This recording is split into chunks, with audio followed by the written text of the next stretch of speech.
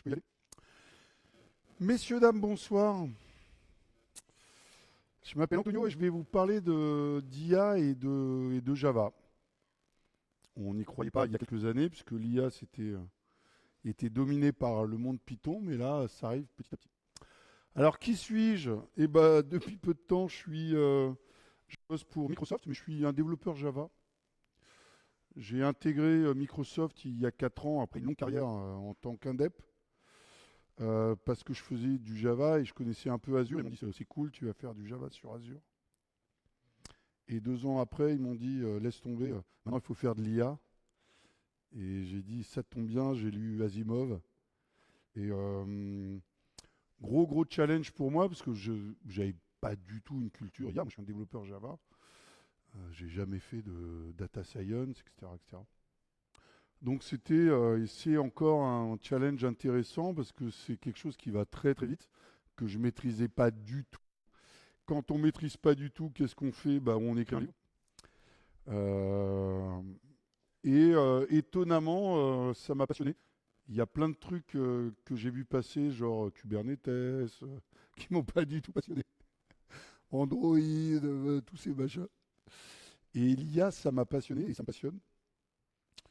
Donc, comme je suis développeur Java, bah, on m'a mis à Python. Donc, j'ai commencé l'IA avec du Python. Et rapidement, l'Angchain4j est arrivé. C'était au tout début, et je me suis dit, tiens, si je commençais à contribuer. Et j'en suis là aujourd'hui. Et donc aujourd'hui, j'aide des clients, c'est essentiellement des grosses boîtes, qui font du Java sur Azure et qui veulent faire de l'IA. Et là, Java sur Azure, bah, on a le choix entre Spring IA et LangChain4j. Et moi, je vais vous parler de LangChain4j. Donc je fais des tas de choses, mais il y a une petite nouveauté là. À force de parler d'IA et tout le monde parle d'IA, lorsque la révolution de l'Internet est arrivée, alors les plus jeunes, vous vous en souvenez pas, mais c'était un peu fou. Moi, je vivais à Londres, donc j'ai vécu Internet à Londres, ça allait à 2000 à l'heure. J'étais un peu plus jeune et j'avais pas le temps, j'allais à 2000 à l'heure et j'ai vu Internet arriver, quoi. Je quittais la France où on faisait du Minitel. Et j'ai vu Internet arriver et c'était passionnant. Mais j'avais pas trop le temps d'expliquer aux gens ce que c'était. Les réseaux sociaux, je les ai vus venir, mais j'ai rien compris. Encore aujourd'hui, j'ai rien compris. Donc, j'en parle pas parce que je comprends rien.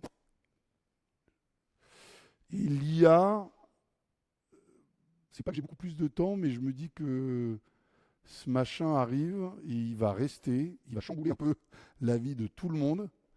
Donc, je fais du LangChain4j et du Java sur Azure. Et sinon, j'ai monté un café IA à Paris. Donc, si vous savez ce que c'est qu'un café philo, bah, c'est la même idée, c'est-à-dire que c'est un café avec pignon sur rue. Et face à moi, j'ai des retraités, j'ai des chômeurs, des artisans, des cadres, des jeunes, et on parle IA. Voilà, donc ce que j'ai pas fait avec Internet et ce que j'ai pas fait avec les réseaux sociaux, je le fais avec l'IA parce que bah, c'est un outil, on pourra en faire le meilleur et le pire. Donc voilà. Un petit truc que je fais à côté, et puis un gros truc que je fais à côté, on en a parlé, c'est Devox France. Je vous ai ramené des petits formulaires si vous voulez en savoir un peu plus. Je ne vais pas trop m'étaler parce que Lyon en a un peu parlé. Initialement, ça vient du Paris Jug. Donc les premières éditions de Devox France étaient très très Java. Et puis bah, on surfe un peu surtout les buzzwords. Et cette année, bah, le thème c'est Happy AI. Donc il y aura énormément d'IA à Devox France. C'est 3 jours. Il y a 250 conférences. Tout est gratuit, accessible sur YouTube. Et comme je suis sympa avec mes amis bordelais, on vous a même créé un code promo. Donc si vous voulez vous inscrire, acheter votre place à Devox, et ben, vous avez une belle promo. Voilà, ça sera 3 jours. Beaucoup d'IA, bien sûr du Java, mais beaucoup d'IA cette année. Java, IA, LangChain4j. Alors, tâtons le terrain. Qui fait de l'IA? Qui pianote sur ChatGPT? Oh là là là là. Eh ben vous faites tous de l'IA. C'est comme Monsieur Jourdain. Qui utilise l'IA au boulot? Punaise. Mais c'est la province, quoi. J'étais persuadé que. Oh, je suis vache. Alors, qui utilise au boulot des assistants de code, genre GitHub Copilot, Cursor, des choses comme ça? Ah ouais, pas mal. Et en loose day ou en vrai? Ouais, en vrai. En loose day. C'est bon, vous n'êtes pas filmé, on filme moi, c'est pas vous. D'accord. Non, parce que il y a quelques développeurs où leur boîte leur interdit d'utiliser des assistants. Et donc, ils le font un peu comme ça. Et sinon, qui utilise l'IA sur des projets, hormis Code Assistant, qui utilise l'IA sur des projets? Un peu moins, d'accord, d'accord. En Java, on a toujours le relou. Alors à l'époque, c'était Scala. Alors il était chaud. Il était chaud, remarquez, leur langage est mort. Euh, oui, oui, Kotlin. Alors en plus, il y a une intégration, le LangChain4j Kotlin. Ouais. Donc, qui connaît LangChain4j? Qui utilise un petit peu? Qui en a fait un petit peu? D'accord. Spring AI? Ok, d'accord, d'accord. Eh ben, je vais vous parler de LangChain4j et j'ai écrit ce livre-là il y a 1 an et demi. J'ai dû le mettre à jour vite fait parce que ça va très très vite. Et j'avais pas vraiment d'idée pour faire une conférence sur l'IA. En plus, il y en a plein. Et donc, je me disais, bon, je sais pas, je verrai. Et en fait, je me rends compte que le use case numéro un de mes clients, c'est faire des chatbots internes. Tout le monde est un peu frileux de mettre un chatbot sur, donc accessible à tous, surtout si on a une grosse boîte et que le chatbot euh, part en cacahuète comme il y en a déjà eu par le passé. Mais en tout cas, des chatbots internes. Et ça marche bien pour toutes les boîtes qui ont des métiers un peu compliqués, régulés, banque, assurance, où il y a beaucoup de PDF, beaucoup de règles. Et ils veulent donner un chatbot intelligent à leurs utilisateurs, enfin à leurs employés plutôt. Et je me suis dit, bah, c'est ça que je vais faire, tiens. C'est ça que je vais faire. Je vais donner une conférence sur, très pratique, taper du code sur comment faire un chatbot avec LangChain4j. Donc il y aura beaucoup de code et quelques slides. Alors LangChain4j, c'est vraiment une API et un framework pour utiliser des modèles. C'est pas du tout pour entraîner, c'est pas du tout pour faire de la data science. C'est pour des gens comme moi. On a des modèles qui sont là-bas, on ne sait pas comment ils marchent. Ils ont une API et moi j'ai besoin d'interagir avec ces modèles-là. Et vous allez voir, hein, interagir avec un modèle, c'est pas juste j'appelle un modèle et il me répond. Vous allez voir, c'est un peu compliqué. Il y a des tas de choses à faire. Et ces tas de choses, bah, LangChain4j les implémente toutes. Vous allez voir petit à petit, mais on se connecte à des modèles, on se connecte à des bases de données vectorielles, etc. etc. Donc c'est ce qu'on va utiliser. LangChain4j, c'est vraiment pour interagir avec des modèles, pas pour faire de la data science. Et puis c'est un projet, on en parlait tout à l'heure, open source. Le repo date de mai 2023, donc vous voyez, c'est pas très très vieux, hein. Ça a été créé par un gars initialement, tout seul. Il a vu LangChain Python. Il s'est dit, bah, moi je suis développeur Java. Je vais créer un truc qui s'appelle LangChain for Java, donc LangChain4j. Alors il s'est juste inspiré du nom, hein. Et puis moi j'ai découvert ça assez tôt, en novembre-décembre 2023, parce qu'il avait fait une conférence à Devox Belgique. Et je me dis, tiens, ça me paraît pas mal. Et j'ai commencé à regarder, j'en ai parlé à mon employeur, donc Microsoft. Et je leur ai dit, bah, ça serait bien qu'il y ait un support Azure AI dans LangChain4j.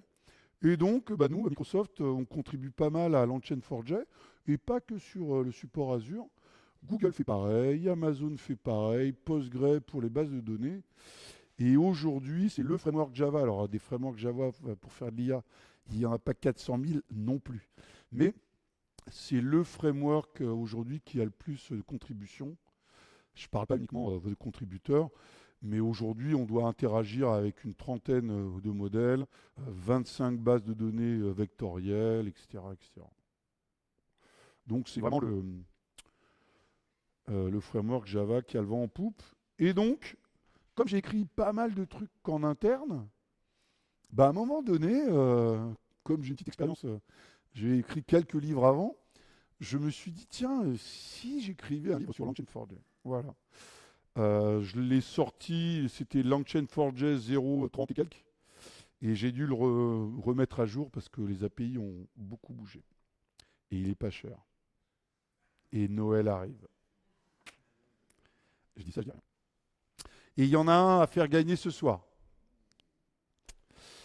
Alors, je vais taper du code et vous allez voir, c'est une application.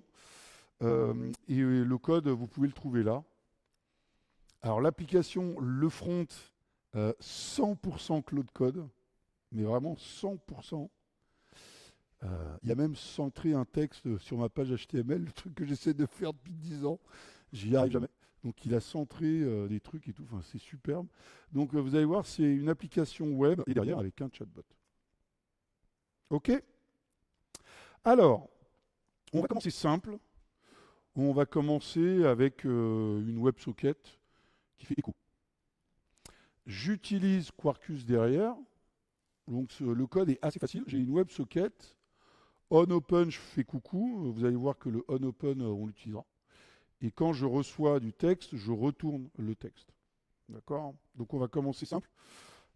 Avec une architecture simple, mais quand même avec une base de données. Donc je traîne ce Vintage Store depuis 20 ans. Mon premier livre sur Java EE, c'était déjà pour vendre des disques et des CD. À part qu'à l'époque, ce n'était pas vintage. Donc Vintage Store, vous avez une base de données avec des livres et des CD. Donc comme ça, vous voyez un peu le métier. C'est un site de e-commerce en ligne. Vous allez voir, il y a des PDF assez compliqués à lire. Et pour l'instant, j'ai un pauvre chatbot qui fait écho. D'accord? L'architecture est super simple. Et tout ça, ça marche sur Quarkus. Donc, je ne vais même pas vous montrer le code parce que on aura le temps. Mais là, vous avez le Quarkus qui tourne en dessous. Vous avez ma socket là. Vous avez ce superbe Vintage Store. Oui, c'est du Bootstrap. C'est moi qui lui ai dit. Comme c'est un... Voilà, vous voyez, vous pouvez voir des livres, des CD, super. Et là, vous voyez, il y a plein de PDF écrits en tout petit. En très très gros plutôt. Et full screen. Non, bref. Et donc, vous avez plein de PDF un peu compliqués avec des tas de choses sur la boîte, ce que fait la boîte. Et vous allez voir, ça va être utile. Je peux me loguer en pipeau, mais ça va être aussi utile. Et surtout, je peux faire un chat. Donc, on va surtout bosser là-dedans. Donc là, ça fait juste écho. Voilà. Je peux rafraîchir le contexte. Et comme c'est une WebSocket, pour l'effet démo, je peux faire un disconnect et un connect de ma socket. Mais ça, c'est pour l'effet démo parce qu'on en aura besoin. D'accord? On commence et on va complexifier le truc. Et là-dessus, vraiment, il dit, bah, moi, je voudrais un chatbot hyper intelligent qui connaisse tout de ma boîte. La moindre question un peu tordue, qu'on me la pose en français, en anglais, en portugais, je voudrais que le chatbot réponde à ça. Donc moi, c'est le use case que j'ai dans énormément de clients avec mes données à moi, ma base de données à moi, mes PDF à moi. Et maintenant, les clients ont arrêté, mais l'année dernière, ils me disent encore, je voudrais un modèle à moi. Et ok, si tu as 5 milliards de dollars, on peut y aller. Donc là, c'est comment avoir son modèle à soi sans débourser 5 milliards de dollars. Alors, on va utiliser le LangChain4j. Donc là, on va se connecter à un modèle. Les modèles, il y en a plusieurs. Aujourd'hui, LangChain4j ne les supporte pas tous. La vidéo n'est pas encore là. L'audio est en expérimental. Mais vous avez le modèle chat qu'on va beaucoup utiliser, la modération qu'on va utiliser. l'embedding qu'on va utiliser. Mais LangChain4j vient avec des images, de l'audio, un jour de la vidéo. Donc c'est comment fournir une API pour accéder à un modèle de chat, accéder à un modèle d'image. Donc plutôt que d'aller sur chat GPT, bah, vous tapez du code Java et vous faites votre chat GPT à vous. Donc ça, c'est les différents types de modèles. Après, les modèles, bah, il y en a partout. Une fois de plus, LangChain4j vient avec des tas d'API pour taper sur un modèle chat d'OpenIA ou un modèle chat de Google. Et d'autres choses sur les tokens et les messages qu'on va voir petit à petit. Alors, le code, il ressemble à ça. LangChain4j, c'est le pattern builder. D'accord? Ils en mettent partout. Donc, on build tout avec LangChain4j. À gauche, vous avez une interface. Donc ça, c'est dans LangChain4j Core. Et à droite, vous avez une implémentation.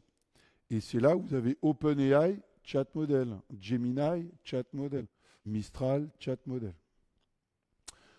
Vous lui mettez une clé, d'accord? Donc vous prenez votre carte bleue, vous allez sur GPT, OpenIA, vous prenez votre clé. Comme OpenIA a plusieurs modèles, vous dites bah moi je veux un GPT 4.1 nano, et c'est tout. 4 lignes de code et c'est tout. Après, vous passez un message ou de type string ou de type user message. On parlera des messages après. Et vous faites chat. Et il vous répond. Et c'est tout. Donc l'API est assez facile. Et ce qu'on va faire, nous, c'est qu'on va utiliser une petite astuce de LangChain4j où on va créer une interface. Donc pour vous simplifier la vie, vous pouvez définir votre assistant, votre bot avec une interface. Et après, vous prenez un modèle, vous allez voir, on va faire des tas de choses avec, et vous buildez cette interface-là. Donc vous voyez, vous prenez cette interface, vous prenez cette AI Service Builder, et vous configurez. Donc c'est ce qu'on va faire. Notre assistant, c'est juste une interface, et après on a une implémentation, la socket web, qui va venir builder notre assistant. All right? Donc là, on va complexifier un peu l'architecture. Ma WebSocket est là. Ma base Postgre, elle tourne sur un Docker. Hein. Je fais tourner des tas de trucs sur Docker. On verra petit à petit. Et là, on va se connecter à Claude Sonnet. D'accord? Donc vous allez voir que notre chatbot, il va être un peu plus intelligent. Alors, je triche. Hein. Je triche, mais vous allez voir pourquoi. Alors,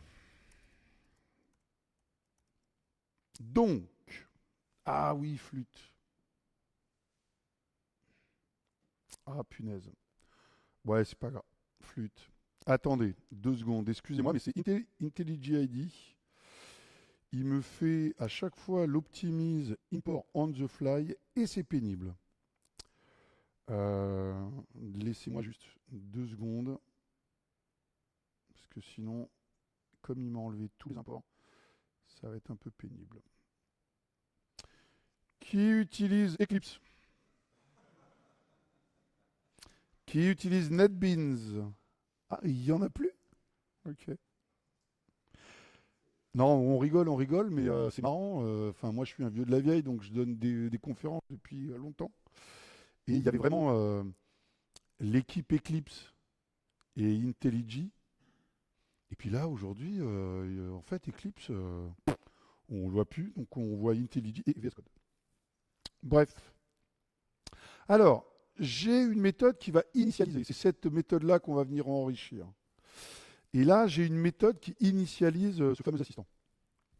Regardez, à gauche, cette interface.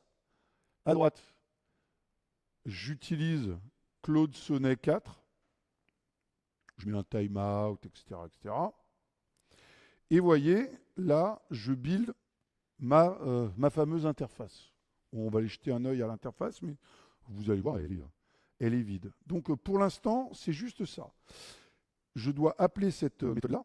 Je vais le faire dans le on-open. D'accord? Donc, lorsque ma socket s'ouvre, j'appelle la méthode initialize. Et là, ici, là, lorsque je reçois le texte, plutôt que de le retourner, j'appelle la méthode chat de mon assistant.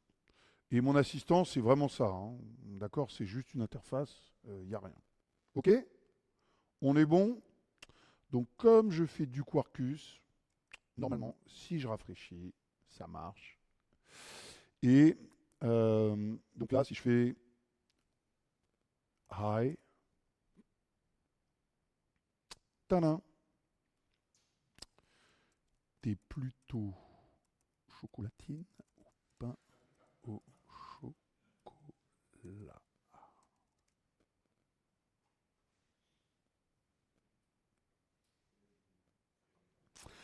Ah, la grande question qui divise la France. Si avec celle-là, je dirais que les deux termes ont leur charme, mais au final, peu importe le nom. Ce qui compte, c'est cette délicieuse... Il m'énerve, les chatbots, ils m'énervent, tous ces IA là. C'est suintant à chaque fois, c'est lisse, c'est... Bon bref, voilà, ça marche. Super, ça marche. Alors, là, l'API, elle prend un string et elle retourne un string. Et vous voyez, ça marche très très bien. Mais il y a un truc que je vais faire. Avec LangChain4j, je peux retourner un result. Et bien sûr, il m'a... Et le result, c'est les métadonnées aussi. Donc c'est le contenu et des métadonnées qui vont avec. C'est un peu plus riche. Et donc ça va me permettre de faire ça. Ça va me permettre... Ici, ça ne me retourne pas un string. Ça me retourne un result. OK. Ici, je retourne le contenu. Mais surtout, content, non, response, pardon. Response, et c'est token usage. Par contre, on va jeter un œil au token. Donc, si je rafraîchis, je vais mettre les logs. Par contre, je vais mettre les logs de Quarkus. Vous les voyez bien, les logs, je ne sais pas pourquoi elles sont vertes. Bon, bref. Donc là, si je fais hi, il va me répondre. En input, ça m'a pris 8 tokens. Mon hi coûte 8 tokens, puisqu'il doit mettre 2-3 trucs en plus. Et la réponse coûte 20 tokens. Donc j'ai appelé 8 et il m'a rendu 20.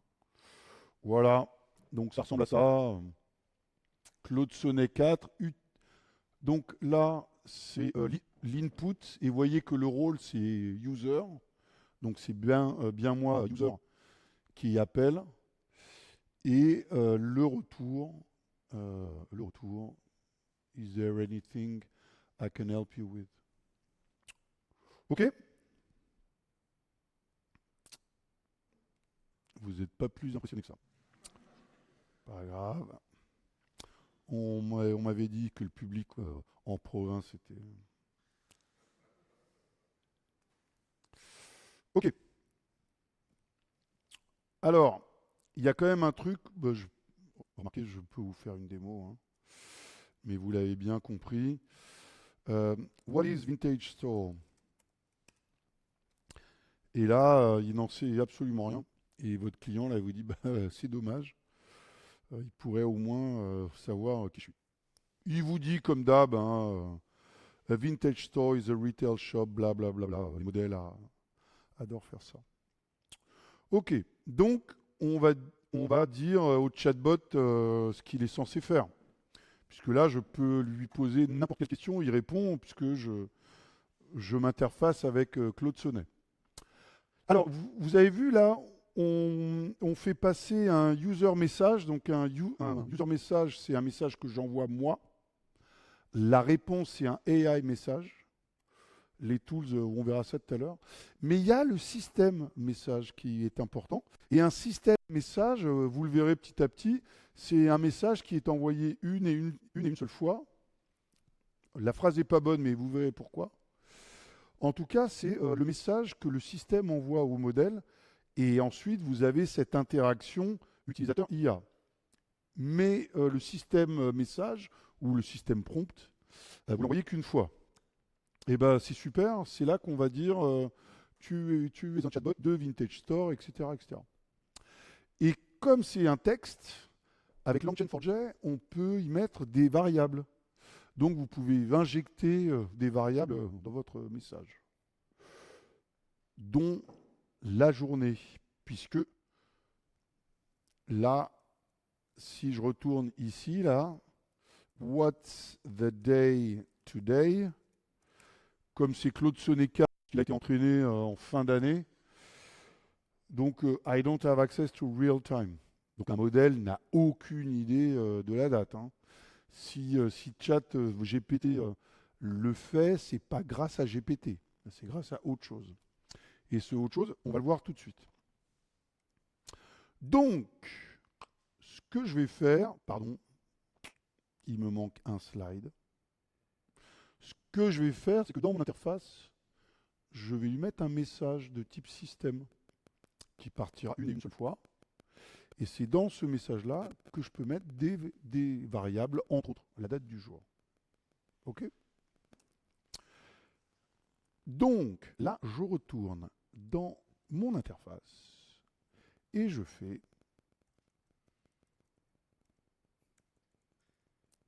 LC. Voilà. Système message.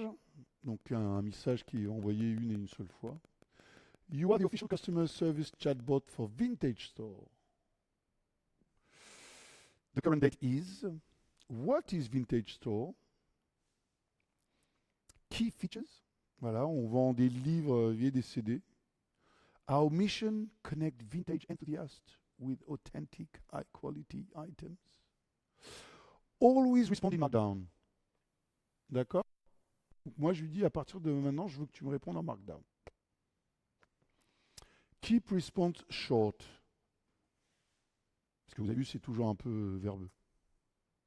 Maintain polite, friendly and professional tone. Avoid jargon, d'accord? Knowledge scope.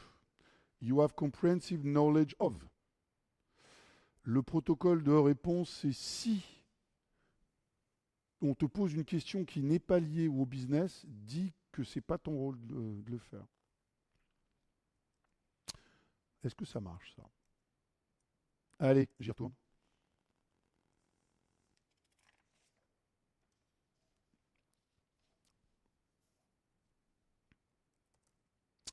What's the day today? Avec une faute, et c'est pas grave. C'est ça qui est chouette avec les modèles. Alors là, vous devriez être doublement épaté, parce que Dieu connaît la date du jour et il affiche en Markdown. Merci le petit JavaScript que Claude CLI m'a trouvé et qui affiche du Markdown. What is Vintage Store? Donc là, il en connaît un peu plus grâce à mon prompt. Bon, short and concise, mais vous avez vu Markdown avec des petits icônes, hein, c'est plutôt cool. Chocolatine ou pain au chocolat. Et normalement, là, comme ça n'a rien à voir avec Vintage Store, ils devraient vous répondre quand même, parce qu'ils sont faits. Mais veuillez noter, je suis un chatbot, d'accord? Ah, la grande question française. Donc, il vous répond quand même. Mais je lui ai dit, si c'est pas lié à la boîte, je dis que c'est bon, quoi. Je suis pas là pour répondre à ces bêtises. Ou je pourrais lui dire, ne réponds pas. Mais bon.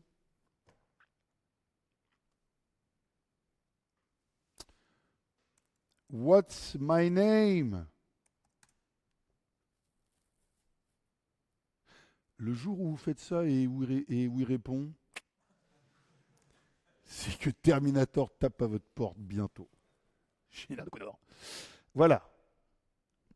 il ne sait absolument pas. My name is Antonio. Donc là, normalement, il est censé me dire merci. Super. What's my name? Bah non, c'est stateless un modèle. Donc lorsque les gens à la télé vous disent les modèles apprennent lorsque vous écrivez, c'est parce qu'ils vous flattent. Les modèles ont déjà lu tout, Balzac, Zola et Maupassant, alors votre prose, je pense qu'ils s'en fichent un petit peu. Non, ce qu'ils gardent, c'est pas pour entraîner le modèle, c'est plus pour entraîner la conversation. Là, c'est un modèle conversationnel entre une machine et un être humain, pas entre une machine et un dauphin. Donc le modèle, il ne sait pas comment vous interagissez avec une machine. Donc là, ce qu'ils veulent, c'est, d'où les thumbs up et les thumbs down, c'est qu'ils veulent savoir comment un être humain interagit avec un modèle pour répondre au mieux. Mais sinon, le modèle, lui, est totalement stateless. Hein. Totalement stateless. Ok, bon, bah là, votre client, il n'est pas content. Parce que ça ne sert pas à grand-chose à un machin qui ne se souvient même pas de vous. Alors, bah, on va se souvenir de ce qui s'est passé. Et ça, Langchain4j nous aide. On a, donc vous avez vu un modèle, c'est stateless. Hein. Vous l'appelez 2 fois, il ne sait pas qui vous êtes. Charge à vous de lui rappeler qui vous êtes. Et pour lui rappeler, et c'est comme ça que fonctionnent les modèles, vous prenez votre historique et vous lui balancez à chaque fois. Donc au bout de 30 minutes, vous interagissez avec lui. Si vous dites comment je m'appelle, c'est pas parce qu'il le sait, c'est parce qu'à chaque fois, on lui envoie toute la conversation. Et il va remonter, il va dire ah, il y a 512 000 tokens, tu m'as dit que tu t'appelais Antonio. C'est comme ça que ça marche. Donc charge à nous de lui envoyer tous les tokens de la conversation. Et pour ça, on a des API. À gauche, une interface, chat memory. À droite, une implémentation. Donc vous avez des implémentations simples. Là, le contexte, l'historique est stocké en mémoire. Et là, vous voyez, on lui dit stock 20 messages. Voilà, après, à partir du 20e, j'en veux plus. Et vous voyez là que notre assistant, on le configure. Il a déjà le modèle chat, le chat modèle. Et maintenant, il a une mémoire. Ok, donc on va configurer petit à petit comme ça. Donc ça, c'est pour une implémentation de type Windows Chat Memory. Moi, ce que je vais faire, c'est que je vais utiliser Redis. Donc là, j'ai un Redis qui tourne sur Docker. Je me connecte à mon Redis. Je lui dis, bah voilà, tu me stockes sur Redis 20 messages et je configure mon modèle, mon assistant. Maintenant, mon architecture, elle ressemble à ça. J'ai toujours un modèle, mais là, vous voyez, j'ai 20 Redis et j'ai toujours mon Postgre. Voilà, on va lui donner un peu de mémoire. Alors, bah déjà, je vous montre, je ne vous mens pas. J'ai bel et bien un Postgre, 20 Redis et puis d'autres trucs après. Donc tout ça tourne sur Docker. Et là, vous voyez, j'ai mon Redis, il est là, il est vide. J'ai absolument rien dedans. Donc, allez, tapons un petit peu de code. Donc maintenant, je retourne dans mon implémentation. Pareil, je triche un peu. Hein. Donc là, vous voyez, oh flûte, j'ai des imports qui manquent. Non, pardon. Oui. Donc, j'ai le Redis ici. Je me connecte, il est sur localhost, etc., etc. Et ce que je vais faire, c'est que je vais configurer mon assistant. D'accord, je mets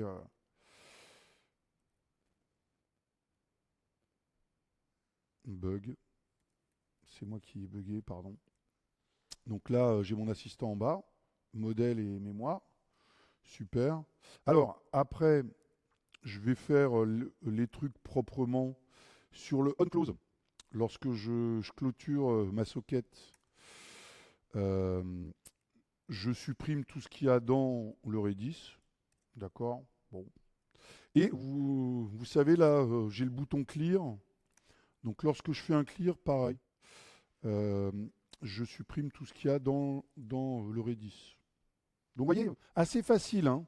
Là, la seule complication, c'est me connecter à mon Redis et je configure après l'assistant. Ça devrait être bon. Je fais un petit refresh. Chat. Attendez, je vais quand même faire un petit truc là. Je supprime mes logs. Hi. Là, le hi, il prend combien de tokens là? On avait dit combien? Bah non. Il y a le prompt. Il y a le système prompt. Le hi, il est là. Mais tout ça, c'est You are the official customer service bot. D'accord? Donc là, je lui envoie 600 tokens avec un hi. My name. What's my name?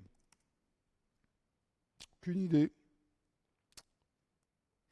My name is Antonio. Cool.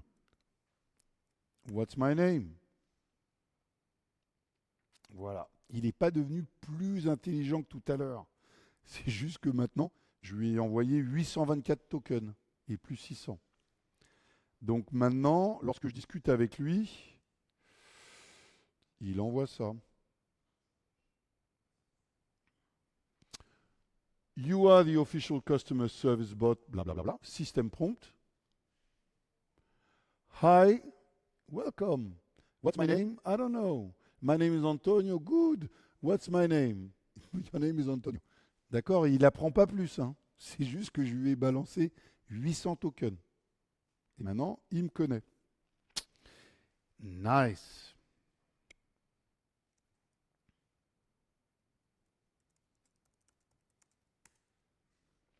I hate you. Là, vous avez un use case où... bon, là, c'est un peu extrême, hein. I want to kill you, c'est un peu extrême. Mais vous avez un use case qui est... bah, mes utilisateurs, ils sont pas contents, là. Ils commencent à... pas être grossiers, mais presque. Donc, vous avez peut-être envie de faire quelque chose. Vous avez peut-être envie de capter cette information-là. Vous avez peut-être envie de dire... bah... je sais pas, je log ou je contacte ou j'essaye de prendre l'historique, ce qu'il faisait, ce qui n'a pas marché. Vous voyez, c'est peut-être une information intéressante. I want to kill you, peut-être pas, mais j'arrive pas à trouver cette info, mais punaise, c'est pas bon, mais non, t'es nul ou quoi. Voilà. Ce genre plutôt de... Et ben ça peut être intéressant. Donc on va modérer le chat.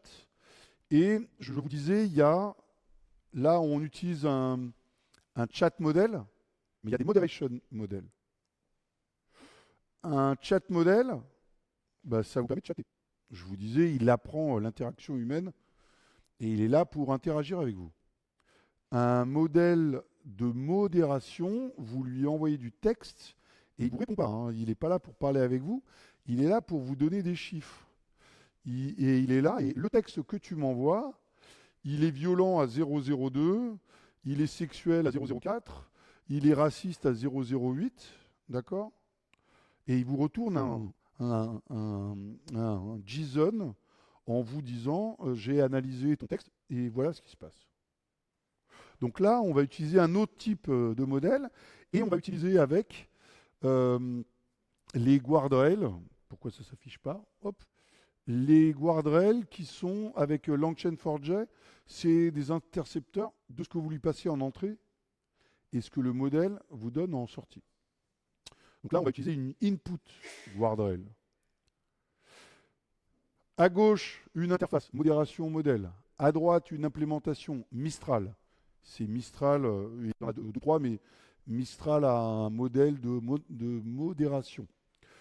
Euh, je le build, assez classique.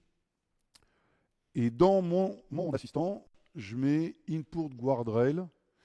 Et j'ai cette guardrail là qui s'appelle Moderating Input Message. C'est tout.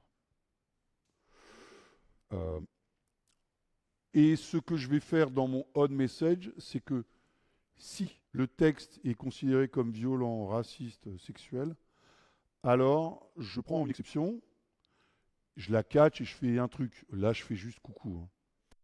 Mais vous pouvez faire quelque chose avec ça. Donc c'est intéressant parce que là, je me retrouve à interroger deux modèles.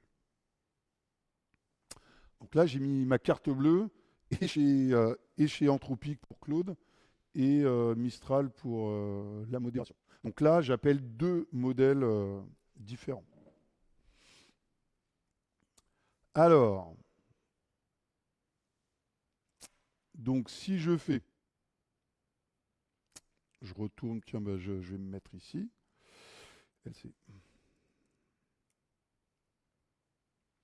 Alors, là, vous voyez, j'ai mon... Oh, punaise, les imports, c'est nul. J'ai mon modèle ici. Donc là, vous voyez, j'en ai deux. J'utilise, alors Mistral n'en a qu'un. Vous voyez, j'ai une autre clé. Donc pour interroger un modèle, c'est assez facile. Et ici, je vais mettre mon input guardrail. Donc ça, c'est une classe. Ah, flûte. Donc là, je suis juste en train de dire...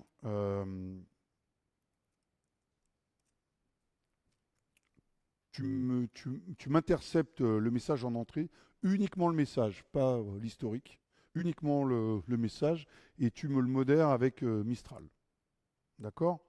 Et donc, ce qui me reste à faire dans le onText, c'est faire ce fameux try-catch. Donc, je prends tout mon code et je le mets dans ce catch-là.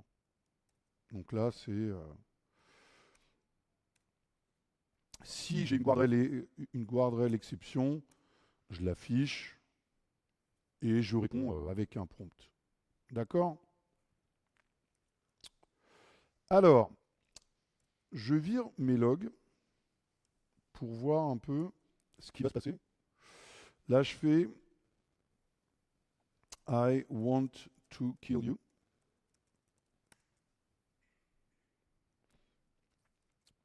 Donc là, regardez les logs.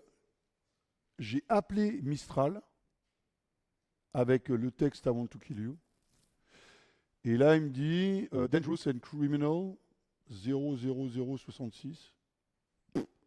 Violence and threat, true. Hate and discrimination, false. Sexual, false. Vous voyez, donc c'est ce JSON qui est parsé. Et ça s'arrête là. Catch exception, ça s'arrête là.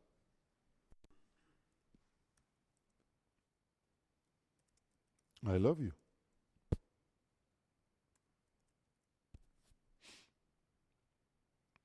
Et donc le I love you, voilà, that's kind. Qu'est-ce qui s'est passé? Eh bien, on est reparti, on a eu Anthropic, pardon. Voilà, je rembobine. Appel numéro 1, est-ce que c'est violent? Non. Alors, j'appelle Claude Sonnet. Donc là, j'appelle un premier modèle, et si ça se passe bien, j'appelle un autre modèle. Toujours avec ma tambouille 600 tokens. Ouais, question?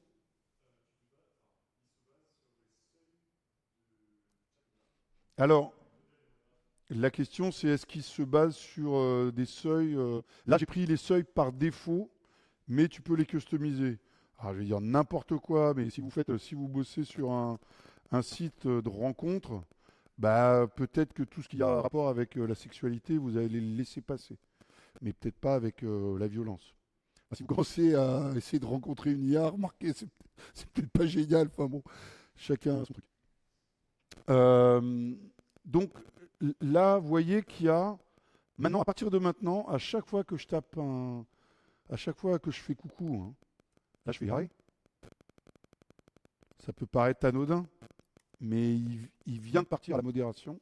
À chaque fois, maintenant, à chaque fois que je balance un message, il modère avec un modèle et ensuite il chatte avec un autre. Ok. Bon, donc là, c'est un peu plus safe. Mais quand même, ce que votre client il veut, c'est what are the terms and conditions of Vintage Store.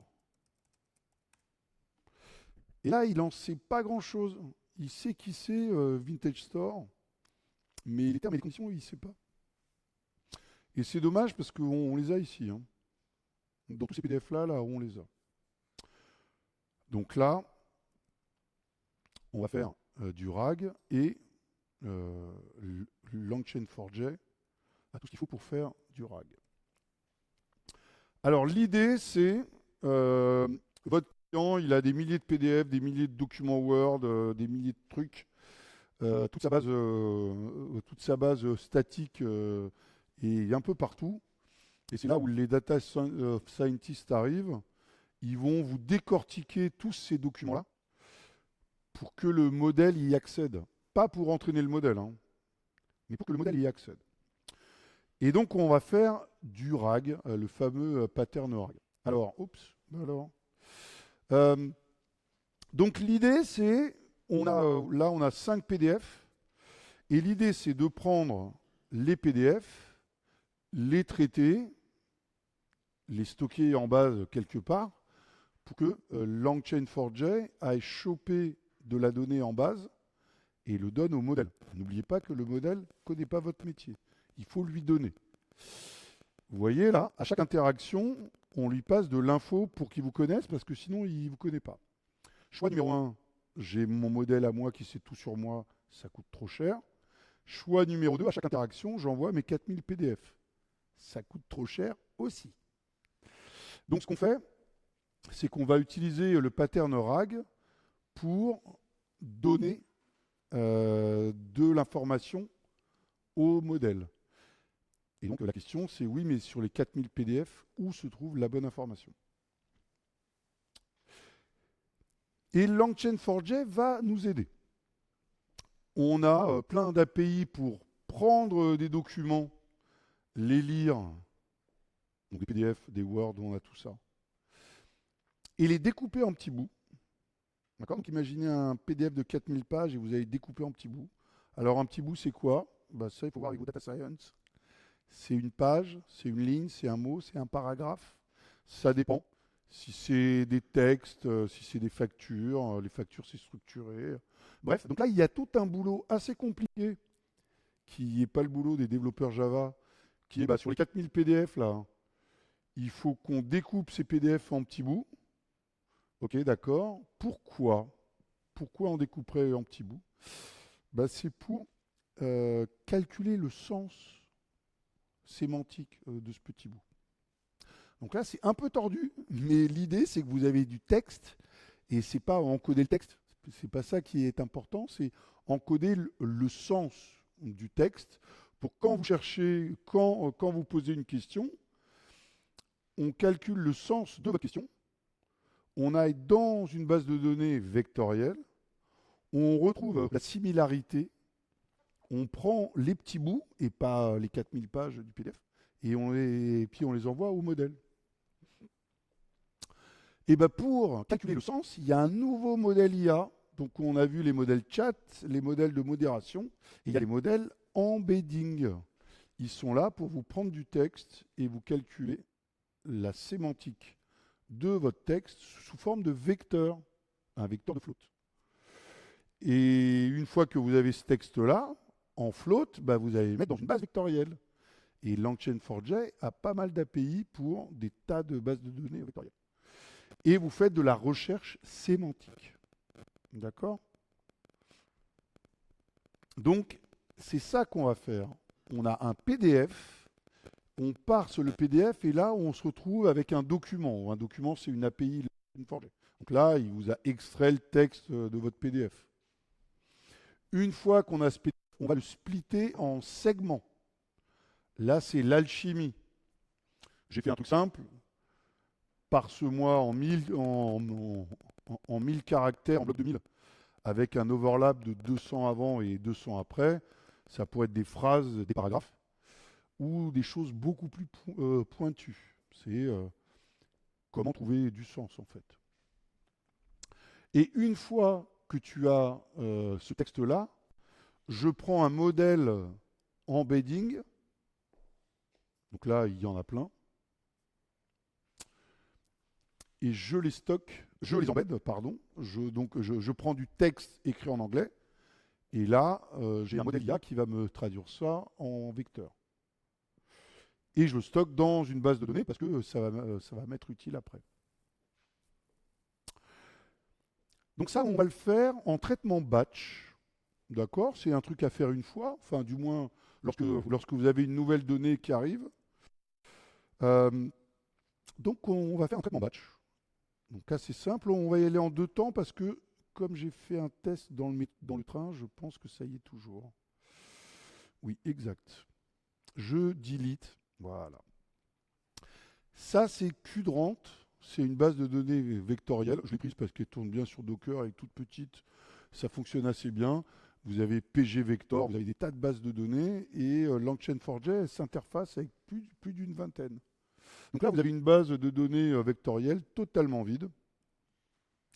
Et ici, là, j'ai un autre projet qui s'appelle RAG.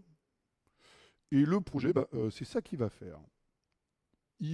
C'est une classe, un main Java. Il se connecte à Cohere. Cohere, c'est un modèle embedding. Donc là, j'ai mis ma carte bleue sur un autre modèle. Comme je sais que les PDF sont en anglais, j'ai pris un modèle en anglais. Là, comme c'est pour rechercher du sens, vous avez beaucoup de modèles qui sont vraiment liés à la langue, voire au métier.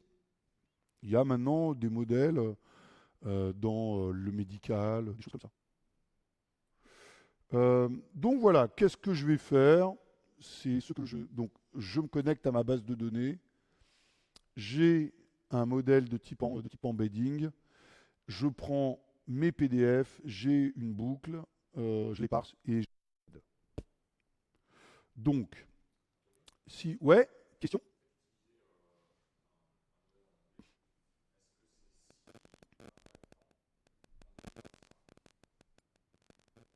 Alors,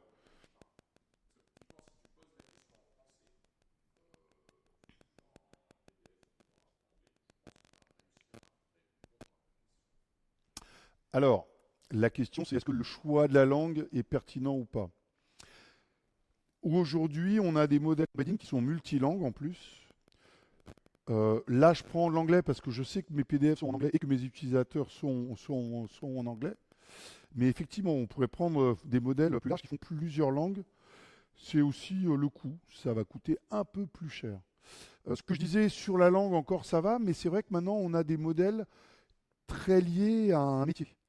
Mais ça, c'est pas mal aussi parce que lorsque vous avez un annuaire sur tous les médicaments, je cherche le nom, le Vidal, c'est peut-être pas mal de comprendre le sens du médicament. Donc là, j'ai pris un modèle embedding parce que c'est ma carte bleue à moi. J'ai pris un modèle embedding en anglais qui coûte pas cher. Mais effectivement, et puis n'oubliez pas qu'en plus, je vais faire une recherche sémantique. Il va me rechercher en anglais dans mes PDF en anglais. Il balance de l'anglais au modèle. Mais Claude, lui, il sait me traduire ça en portugais, hein. Donc il pourra me répondre en portugais. Puisque Claude, je ne sais plus, ils sont à 80 langues ou je sais pas quoi.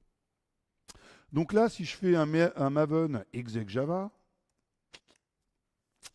eh ben ça fait juste ça. Ça prend mes PDF. Ah oui, j'ai augmenté le niveau de log. Bon, flûte. Mais vous voyez là, bon, flûte, j'ai augmenté le niveau de log. Il a pris les documents un par un, il les a coupés en petits bouts et il les a mis dans ma base de données. 1024 vecteurs. Il y en a 300, il y en a 8000. Voilà. Et si je clique dans cette base de données, alors il est sympa parce qu'il vous affiche le texte parce qu'on est des mortels, mais derrière, c'est stocké en vecteur. Donc là, j'ai vu passer, voilà, c'est ça. Il stocke ça, hein. Ok, étape numéro un, traitement batch. Ouais, vas-y.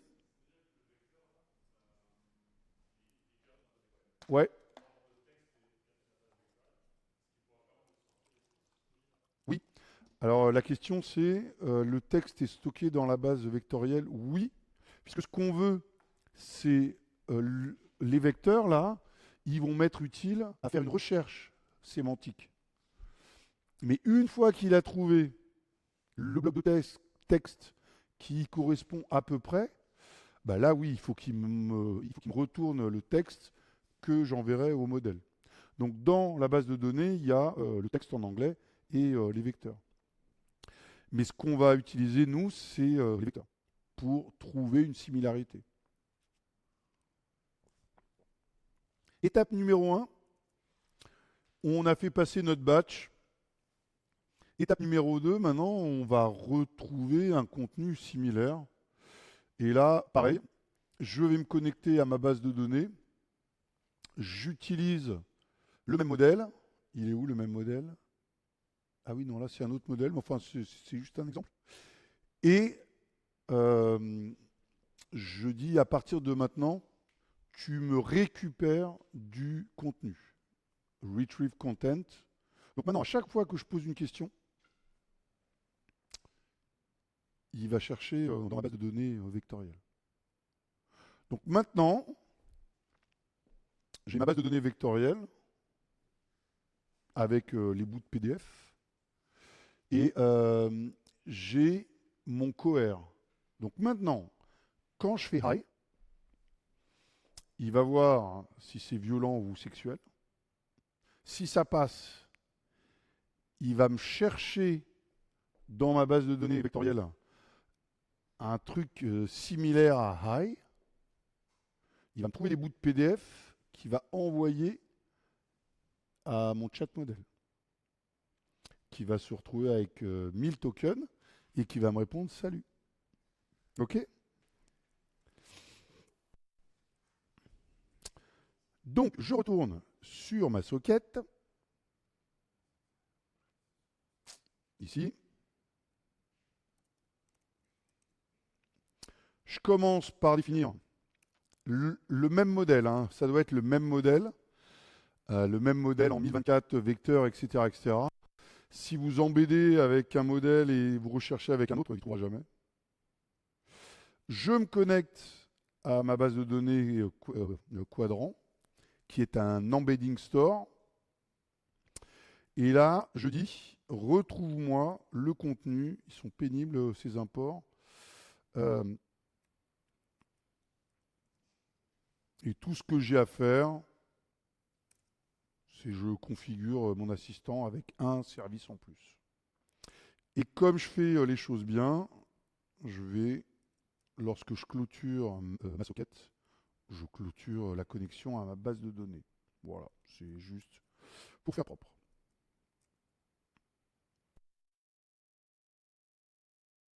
Précis.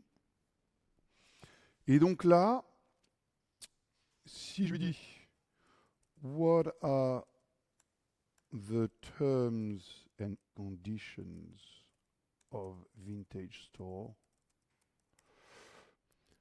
normalement là, il est censé me répondre.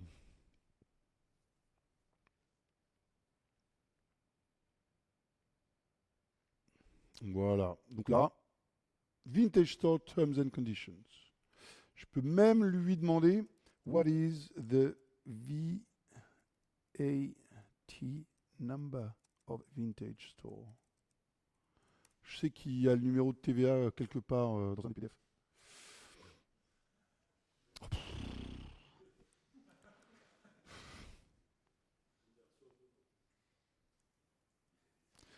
Quand tu commences à dire please à ton modèle, bon attendez, le relou quoi. Attendez, je sais pas pourquoi, bon bref. On peut le tuner le modèle, hein. Sinon, il est un peu relou là. Je sais pas ce qu'il a ce soir, c'est une première. Par contre, je vais en profiter pour quand même supprimer mes logs.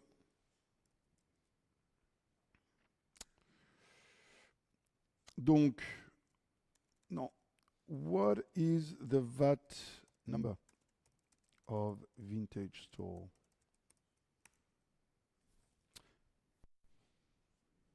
Et on va voir ce qui se passe derrière.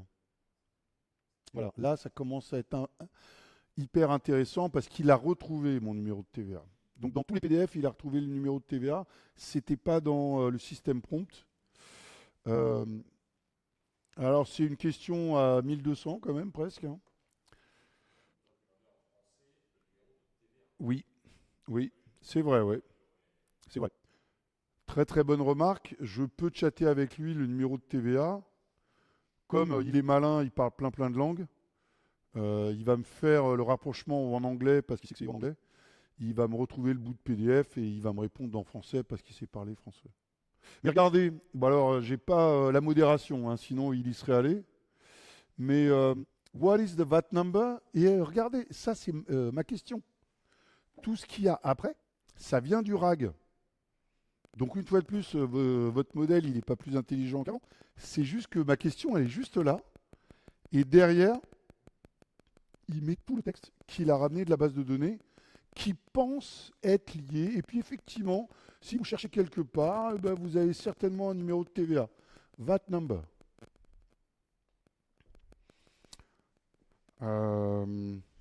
Mais effectivement, et le numéro et son adresse, et l'adresse de la société.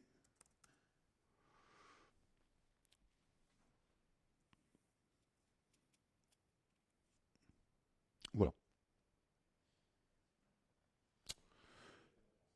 Et si je fais high, là, le high coûte 2005 parce qu'on envoie tout l'historique, hein. On envoie bien l'historique de tout à l'heure aussi, hein. C'est-à-dire que là, si je refresh mon Redis, là-dedans, vous avez bien sûr le système prompt, mais vous avez what is the VAT number avec tout le RAG du VAT number, la question en français et l'adresse de la société et tout le RAG de la société, et la réponse I. Et I vient ici avec bien sûr le RAG sur le I. D'accord? Question? Attends, on y arrive. Tu penses bien qu'il y a un moment donné, ça commence à me coûter cher, surtout que c'est ma carte bleue. Ok?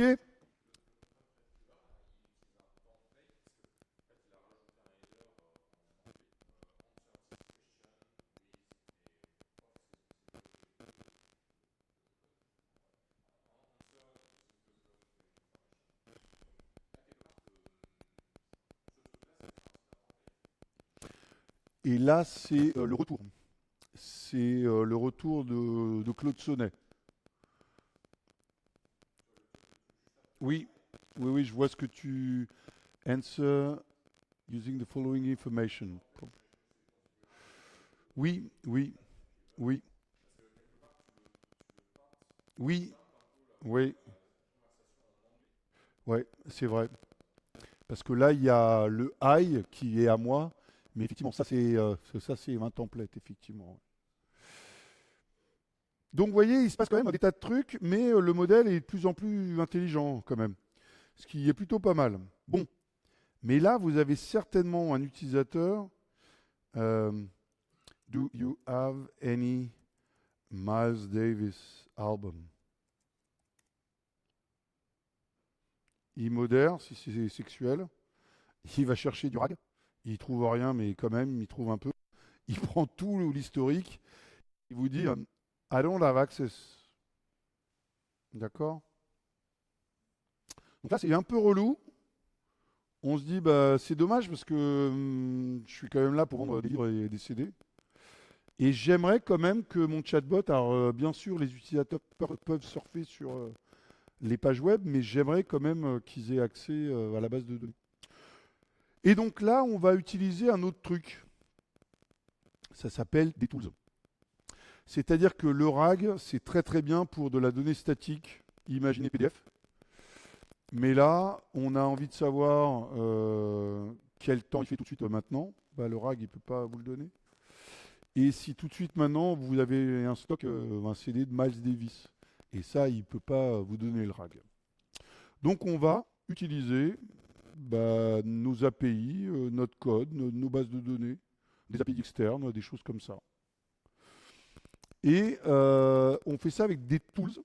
Et il y a une API LangChain4j qui vous permet de faire ça. Alors les tools, on utilise une annotation tools et je vais vous montrer le code, ça sera plus simple. Une pauvre classe Java, une annotation tools, et là, the sky is the limit. Là, je retourne une date. Là, je dis juste le document de policy, acceptable use policy, la dernière fois où on l'a mis à jour, le 1er octobre 2021. Ça, c'est une information qui bouge, donc je ne l'ai pas mis dans mon RAG. Voilà. Mais vous allez voir, j'ai d'autres tools qui vont chercher dans ma base de données. Donc là, je fais du SQL, etc., etc. Et j'ai d'autres tools aussi qui vont voir le profil utilisateur. Qui est-ce qui se connecte? Et ben, c'est dans la base de données. Et je peux avoir comme ça des tas de tools. Alors, d'après vous, pour un LLM, qu'est-ce qui est important là? Ben, ce qu'il y a écrit en anglais. Le nom de la méthode, il s'en fiche. Ce que ça retourne, il s'en contrefiche. Donc là, ce qui est important, c'est l'anglais. C'est-à-dire que là, pour le coup, si votre documentation n'est pas en phase avec votre code, là, pour le coup, c'est un gros souci.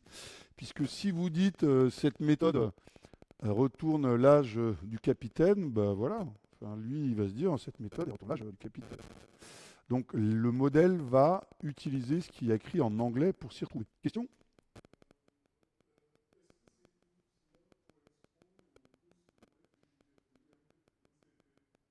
Du MCP?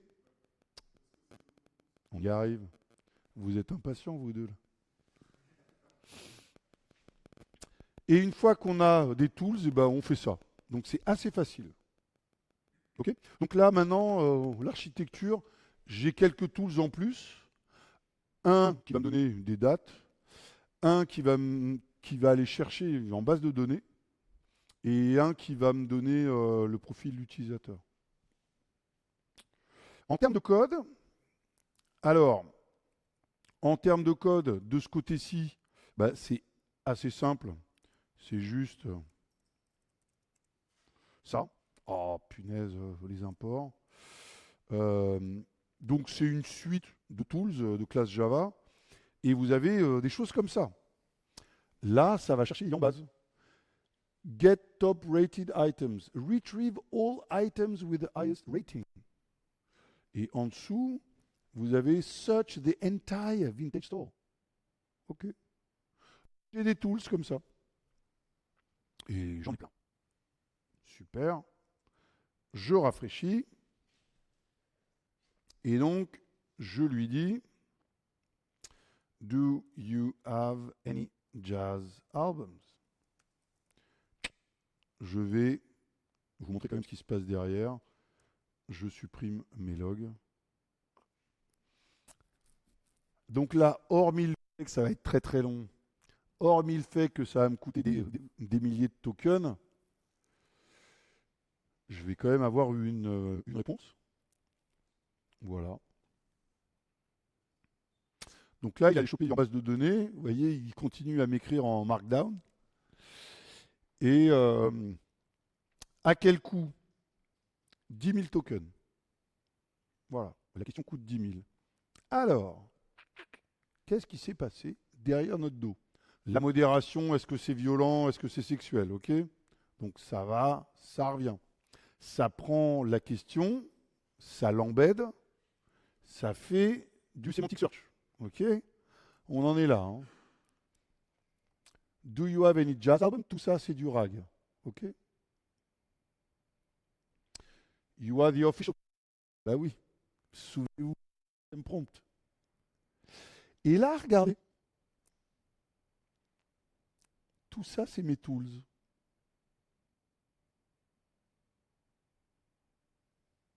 Voilà.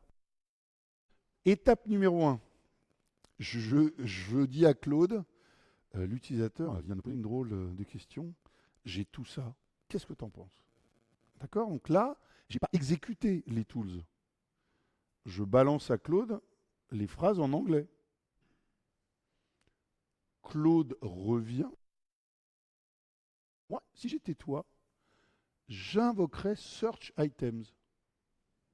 Qu'à cela ne tienne, LangChain 4G invoque cette méthode-là et il revient avec tout, puisque l'autre il se souvient de rien. Hein. Do you have any jazz album? Le RAG.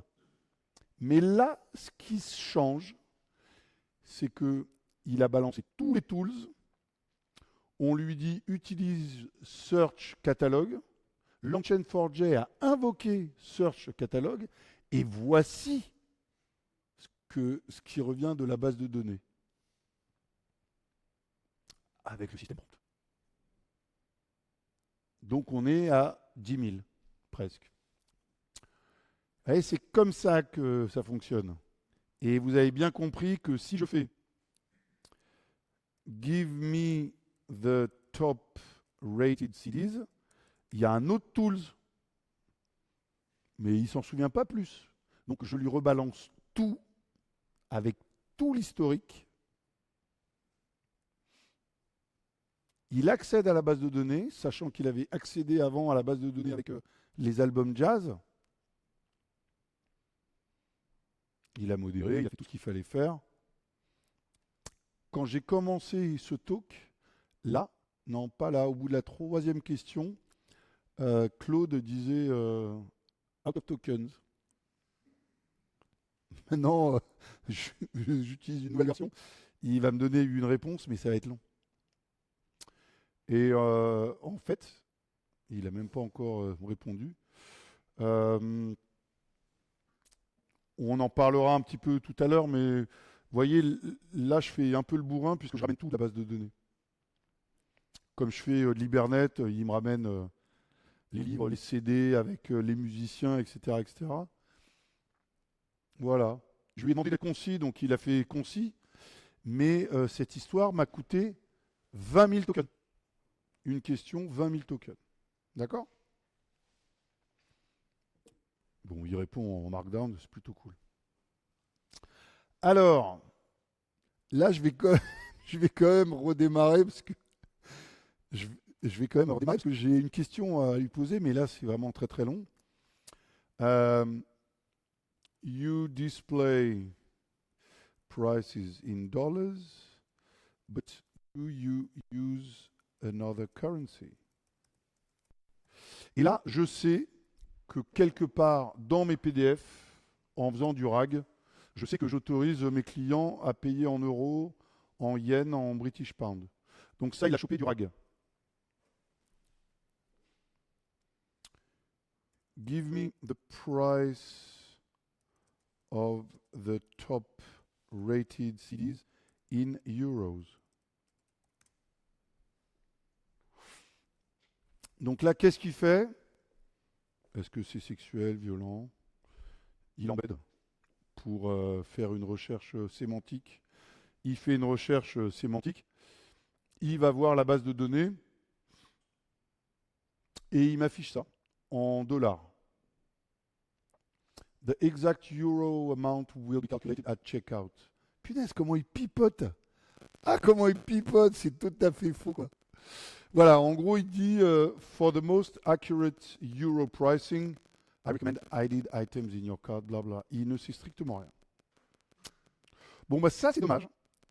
Parce que, donc moi, je m'appelle Vintage Store. Je suis très très bon en CD, en livre. J'ai mes tools à moi qui vont chercher dans ma base de données. Mais convertir des dollars en euros, je ne vais pas le faire. C'est pas mon métier. Par contre, peut-être que ma banque, elle sait faire. Donc j'appelle ma banque et elle me dit bah, si, on a des API REST pour invoquer. Et là, vous raccrochez, vous dites REST en 2025. Mais la honte, quoi. La honte. Bah ouais, la honte. Ça aurait pu être du soap. La banque a fait faillite. Alors, ben, donc MCP. MCP, c'est justement, euh, si REST, c'est un protocole pour exposer des API avec un formalisme, et ben MCP, c'est le nouveau protocole pour exposer des tools pour une IA. D'accord? Donc, alors c'est un protocole qui a à peine un an, hein, donc tout ça va très très vite.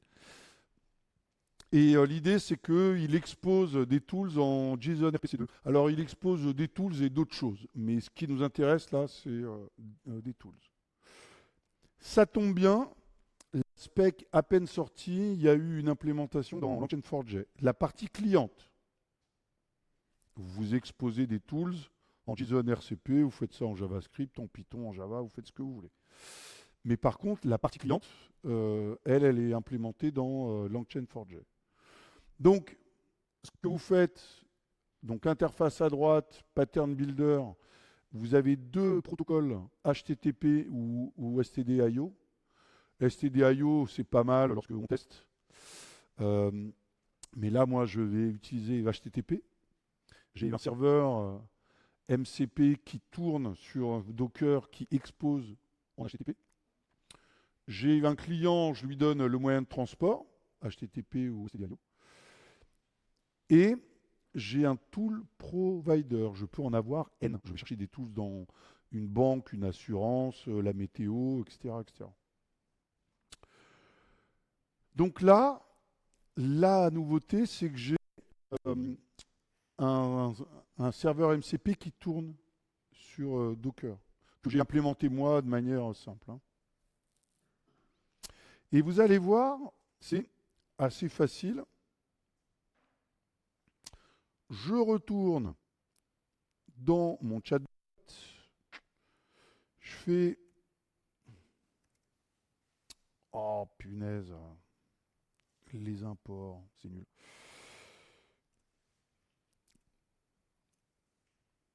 Voilà, donc là, je me connecte en localhost Docker. C'est vraiment une boîte noire. Hein. C'est une boîte noire. Et tout ce que j'ai à faire, c'est je configure mon assistant avec un truc en plus.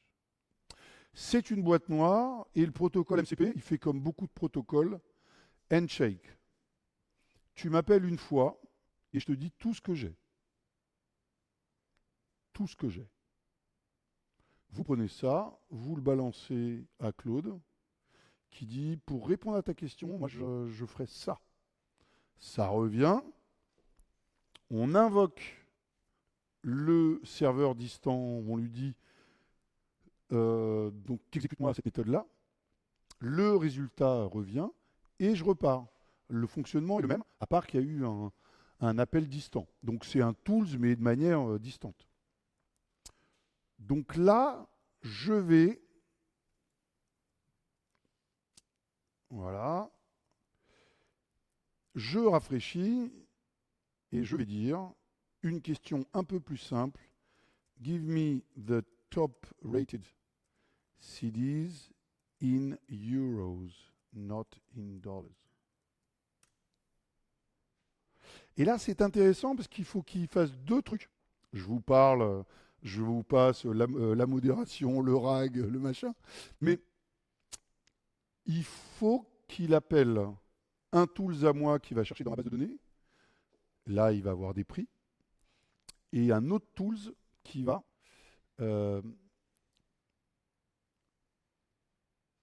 et là, il a converti en dollars vers l'euro. D'accord? Par contre, là, ça a coûté 25 000. Une question, 25 000. Pourquoi? Mais parce que vous ne savez absolument pas ce qu'il y avait dans le MCP de votre banque. Mais j'ai fait exprès d'en mettre un max. Voilà. Donc tout ça, c'est le... Voilà. Ça, c'est votre banque qui vous dit, cette fonction-là, elle fait ça. D'accord? Donc vous vous connectez à une boîte noire, Handshake, et elle vous balance absolument tout, c'est ça le protocole. Comme il faut décrire en langage naturel ce que fait une fonction, c'est pas du curl, c'est pas un paramètre slash d petit p, non, non, non, c'est pas ça, c'est vous écrivez en anglais. Donc il faut pas vous louper, il faut que votre phrase soit suffisamment claire. En plus, si vous avez deux tools, ça va, mais vous en avez 2000, il faut que le modèle comprenne la petite différence syntaxique entre ce tools-là et ce tools-là. Et donc, à la fin, il a calculé le transfert fee, enfin bon, bref, il a trouvé, il s'est débrouillé, et à la fin, give me the top rated in euros, not in dollars, le RAG utilise ce tools-là. Donc, dans la liste de tools, il a dit, moi je serai toi, j'invoquerai celui-ci. Ça tombe bien, il est en local et le résultat est là. You are the official chatbot, etc., etc. Get the accept et le policy update. Je sais même pas pourquoi il a invoqué ce tools. Ah mais non, là il le décrit. Ah non, parce qu'il retourne, voilà. Et à la fin, enfin bref, à la fin, il vous donne la bonne réponse. Ça c'est cool. Et ça a coûté 25 000 tokens. Une question, 25 000 tokens. Ouais, question?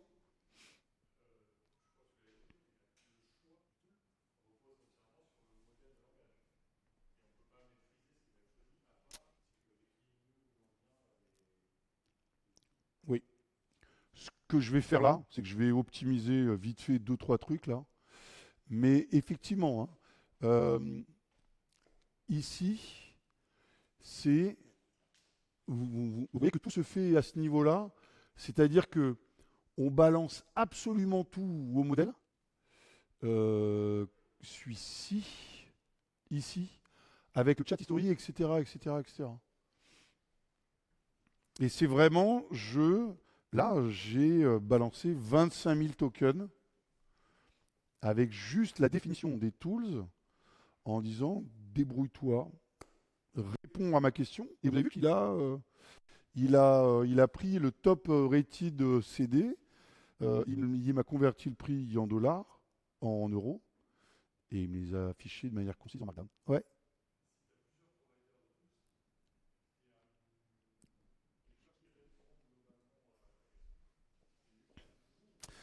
monsieur, je vois que monsieur a fait des écoles d'ingénieur et qui veut du déterministe, c'est ça?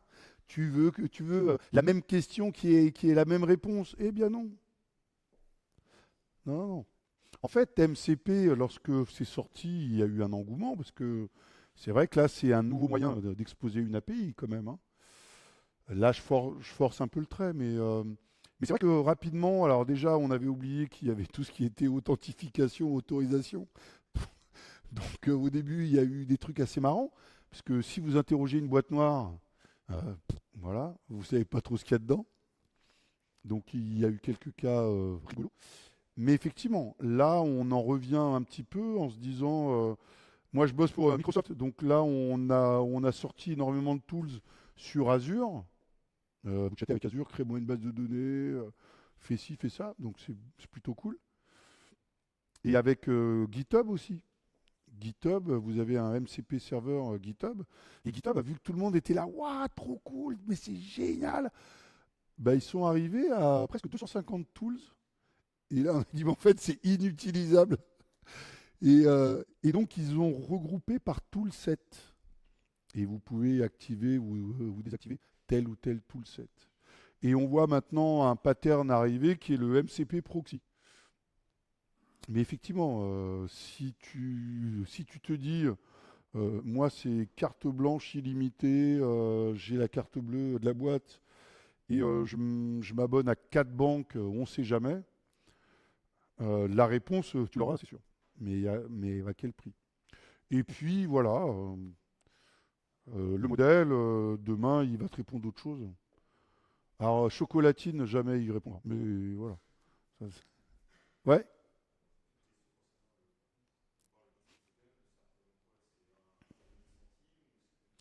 Ouais, très très bonne question, le coup. Et on me l'a demandé la semaine dernière, parce que j'ai fait un autre jug, et je me suis dit, flûte, il faut que je joue cette démo, et que je vois mes compteurs, carte bleue, puisque c'est moi qui paye, et que je vois combien ça coûte. Je pense que ça ne doit pas coûter très très cher.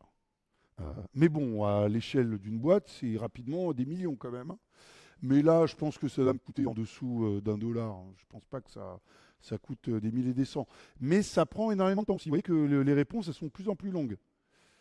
Ce qui est un peu pénible. Alors, je vais terminer avec ça coûte cher. Qu'est-ce qu'il faut faire? Donc là, il y a plein de petites astuces et je vais en utiliser deux, mais il y a plein de trucs marrants. Et une troisième là que j'essaye de faire, mais ça marche pas. C'est là ce que je vais faire, c'est que je vais prendre un autre modèle. Ce coup-ci, il va être en local. J'utilise Lama. Et c'est un modèle. Je lui dis, voilà la question de l'utilisateur. Voilà ce que fait Vintage Store. Tu me réponds par yes ou no si la question est liée à la boîte, à Vintage Store. Donc vous lui dites hi. Là, j'appelle un modèle qui dit hi. D'après toi, est-ce que c'est lié à Vintage Store? No. C'est tout ce qui répond. Yes, no. Et là, je vais dire, eh ben, je fais du RAG ou pas. Donc ça, c'est le query router que je vais faire. J'ai un Olama qui tourne en local, donc j'utilise un nouveau modèle.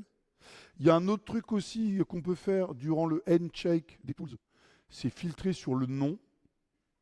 Et moi, comme je sais que je veux convertir des dollars en quelque chose, et je sais que les tools, ils commencent tous par convert dollars, et ben je vais plutôt prendre ça. Donc au niveau du handshake, il ramènera qu'un sous-ensemble de tools, donc on peut faire ça aussi. Et ce que j'ai commencé à faire, mais ça marche pas, j'utilise un autre modèle, comme ça j'en ai 5, où je prends ce qu'il y a dans le Redis, et au bout de 100 000 tokens, j'appelle un autre modèle, et je lui dis, résume-moi ce qui s'est dit. Plutôt que de dire, je limite à 20 messages et perdre le 21e, 22e, etc., ben, je lui dis, j'appelle un autre modèle et il me résume ça. Et je le remets dans le Redis. Mais bon, ça ne marchait pas encore. Bref. En tout cas, là, j'introduis un Olama. Ici, le query router, c'est un Olama. Et je vous dis, à terme, j'aurai aussi un modèle Rise. Donc, mon Olama, il est en local ce coup-ci. Et en termes de code, regardez. Alors attendez, j'ai oublié, j'ai mon petit sèche là.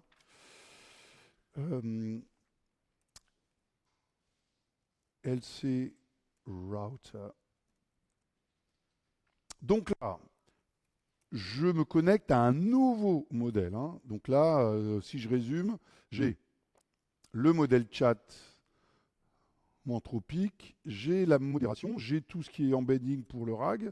Et maintenant, j'ai un nouveau chat et c'est un Olama. D'accord? Il tourne dans local. Et après,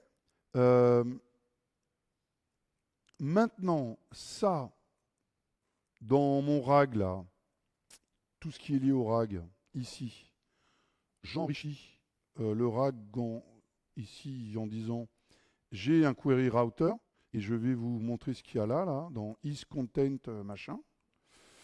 Voilà. Donc là, j'ai rajouté à mon RAG ce fameux routeur. Et ce que je fais là, c'est que je remplace content retriever par un content augmentor. Donc là, c'est juste ici, là, le content retriever. Donc lui, il prend du RAG uniquement. Donc là, je le remplace par un truc un peu plus malin qui augmente le RAG. Et je vais faire un autre truc. Alors, je ne sais plus où je le fais. Je crois que c'est là.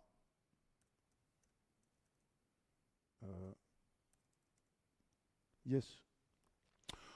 Où là, quand je fais du MCP avec ma banque, au niveau du handshake, je prends que les tools qui commencent par convert US to. D'accord?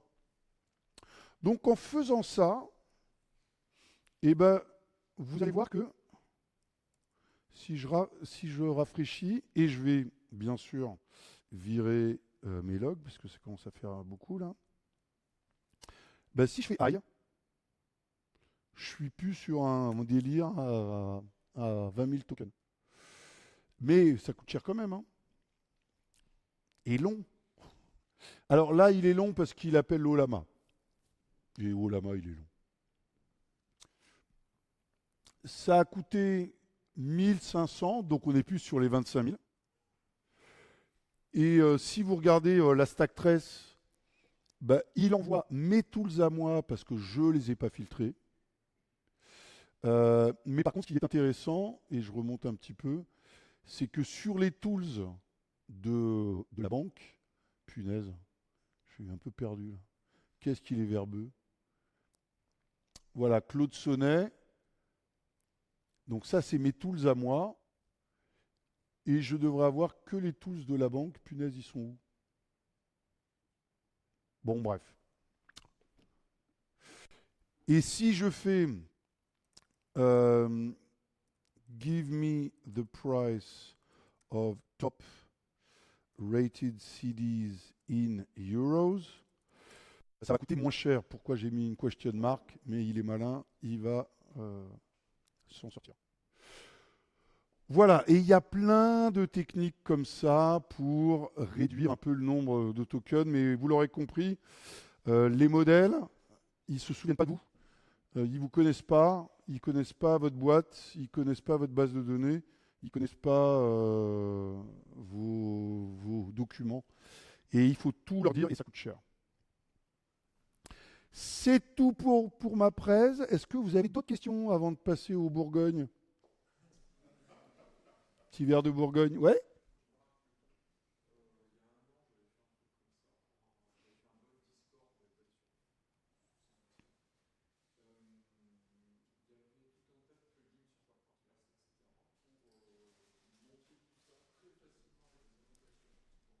Oui. Alors la question c'est, il y, y a les mêmes fonctionnalités en extension avec Quarkus. Et c'est plutôt pas mal. J'ai décidé de ne pas le faire pour justement vous expliquer step by step ce que je peux faire avec LangChain 4G pur. Ça serait un exercice à faire, peut-être utiliser la version Quarkus et comparer. Mais c'est vrai que Quarkus, alors pour la petite anecdote, je ne sais plus si je l'ai dit au début ou pas, mais le créateur de LangChain 4G a été débauché par Red Hat, malin. Et donc maintenant, il bosse avec l'équipe Red Hat. Et donc ça s'intègre vachement bien avec Quarkus, mais ça s'intègre avec Spring AI. Là, j'utilise juste que Quarkus en tant que serveur HTTP, quoi, hein. Et j'utilise vraiment l'API LangChain 4G. Mais effectivement, tu as raison, il y a une extension Quarkus. D'autres questions, ouais?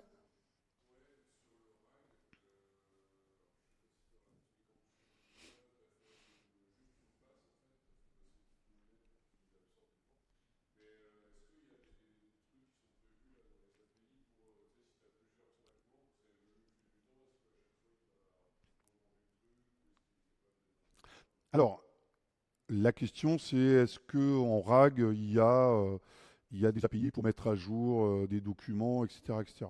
Alors, vraiment, là où on a vu la phase numéro 1, c'est tu alimentes une base de données. Ça, c'est les choses que tu peux faire en traitement batch, lorsque tu as des documents, des nouveaux documents, des choses que tu peux faire en mode asynchrone. Euh, Là, il faut juste faire super attention sur maintenir la cohérence des données. Si tu as injecté des données avant, est-ce qu'il faut les supprimer pour en mettre d'autres, etc., etc. Et le métier de data scientist, c'est un peu ça. Euh, Après, comme je vous disais, si par malheur, au bout de 2 ans, tu as tes milliers de PDF, que tu as chunké tout ça en petits bouts, que tu as machin, bidule, et tu te rends compte que tu as vraiment beaucoup de données, que le RAG n'est pas pertinent, qu'il y a un nouveau modèle qui vient de sortir, il est lié à ton métier, il fait de l'embedding pour spécial hôpitaux, assurances, banques, tu réindexes tout. C'est un modèle différent, donc tu as tout stocké, mais il faut que tu reprennes tout ton texte et que tu l'embêtes à nouveau. Si le chunking est moins pertinent pour ce modèle, bref, data scientists, ils ont du boulot, du vrai, quoi. D'autres questions?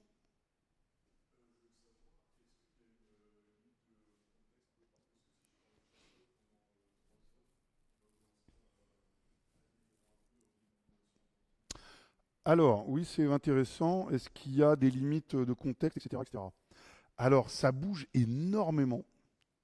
Je sais même plus si c'est Gemini 2, Gemini 2 Pro 2.5, je sais plus qui a fait l'annonce. Mais en gros, on était arrivé à 20 millions de tokens. Bon, 20 millions de tokens, bon, alors déjà, ça coûte un petit peu cher. Après, j'ai pas regardé les prix. Mais il faut dire que, enfin voilà, quoi, au bout d'une heure et demie, vous faites aïe, il y a 1 million de tokens qui part quand même, hein. Bon. Et puis c'est sûr que les modèles, et là on en revient un petit peu, hein, je ne sais pas si vous avez remarqué, mais la course au plus gros modèle, c'est un peu terminé. Bah déjà parce que les Claude, les GPT, tout ça, ils ont tout lu, tout lu, tout lu. Et puis bon, bah voilà quoi, ils parlent 80 langues. Et en fait, on se rend compte que l'avenir, peut-être, il y a un peu de tout, mais l'avenir, c'est peut-être des modèles plus petits qui interagissent avec le monde. C'est rigolo parce que lors de mon café IA, là, je vous disais, je fais un café IA avec des retraités, des chômeurs et tout. Et mon premier café IA, c'était en octobre. Et je fais la killing feature, je me la pète. Je suis sur Claude Sonnet et je lui dis, ben, regardez, intelligent, intelligent, quel temps fait-il à Paris? Ah, à Paris, il fait toujours beau. Mais là, ben, il me dit, je ne sais pas répondre. Je lui dis, ben, vous voyez, il n'est pas intelligent, il ne sait pas répondre. Ben, vous n'allez pas le croire, mais j'ai voulu me la péter en octobre, non, en novembre. Et là, j'ai un public différent et je me la pète. Quel temps fait-il à Paris? Et là, je vois qu'il me dit beau temps, parce qu'on est à Paris. Et il me met un lien vers l'API météo. Je lui dis punaise. Et en fait, si on y pense bien, c'est ça que je veux en fait. Moi, le modèle, il me sert juste, il n'est pas intelligent le modèle. Si je veux connaître la bio de Victor Hugo, je vais sur Wikipédia. Ou je veux que lui aille sur Wikipédia. Et qu'il me prenne cette information et qu'il la résume. Donc il n'a pas besoin de tout connaître en fait. Et donc la guerre au plus gros modèle est un peu arrêtée. Bon, en plus, ils ont déjà tout lu, donc. Et là, on est vraiment sur des patterns différents où on va faire des modèles plus petits. Ou si vous voyez la différence entre, ne serait-ce que GPT 4.1 et 5 et 5.1, il n'y a pas beaucoup de contenu en plus. Bon, après, c'est une boîte noire et ils nous disent pas tout. Mais voilà, quoi, ils ont déjà lu tous les livres de la planète Terre. Et donc, maintenant, ils bossent sur des interactions comme ça. Donc, aujourd'hui, on est moins sur, regardez, mon modèle, il fait 20 millions de tokens. Mais il y en a qui font 1 million de tokens. D'autres questions? Ouais.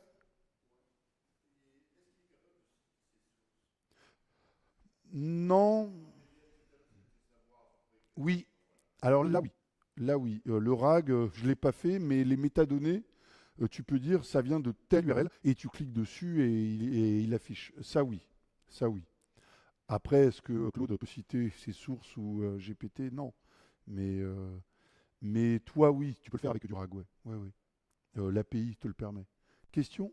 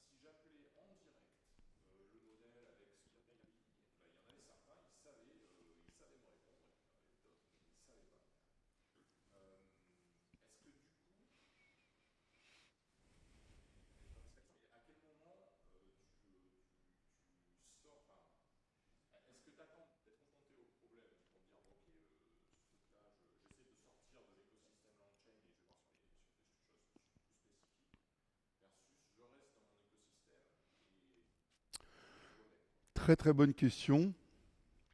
Alors, nous, on a été confrontés à ce problème-là, parce que vous avez remarqué, mais le monde de l'IA va très très vite. Donc nous, quand on a contribué dans LangChain4j pour Azure AI, bah, quand on appelait notre modèle, il nous ramenait un JSON comme ça. Et puis, comme tu dis, on pouvait lui passer le JSON avec telle capacité ou pas. Et nous, on est développeurs Java, hein, on contribue sur LangChain4j. Et puis, à un moment donné, bug, issue Jira, on ne comprend pas. On va voir les équipes en interne, bah, ils avaient changé l'API. Donc, effectivement, des capabilities en plus, des trucs en moins, etc., etc. Et là, ce qu'on fait, c'est un peu la force de LangChain4j, bah, c'est qu'on a contribué, vite fait, on a contribué dans LangChain4j. Et aujourd'hui, LangChain4j s'en sort vraiment pas mal, parce que je vous dis 30 modèles, 25 bases vectorielles, enfin, il y en a partout, tout le monde contribue, et ça va très très vite. Et franchement, s'il n'y avait pas les contributeurs de Microsoft, de Google, d'Amazon, de Postgre, de machin, il y en a tellement que le projet, il fonctionnerait pas parce que ça bouge à toute vitesse. Ce que je viens de, enfin, je vous ai donné la petite anecdote sur la météo, c'est ça tout le temps, quoi. Les modèles, ils changent tout le temps, les versions tout le temps, les API changent. Ils essaient d'être à peu près stables, mais en gros, l'API d'OpenAPI, OpenAI, c'est voilà en entrée, voilà la sortie, et voilà là, on peut mettre des tas de trucs et on ne sait pas trop quoi. Voilà. Franchement, un cas comme ça, nous, on a été confrontés, contribuer à LangChain4j, c'est assez facile, les gens sont assez sympas, et puis ça permet de continuer la course. Et il y a des moments, on a l'impression d'être sur un tapis roulant et il roule très très vite. D'autres questions? Ouais.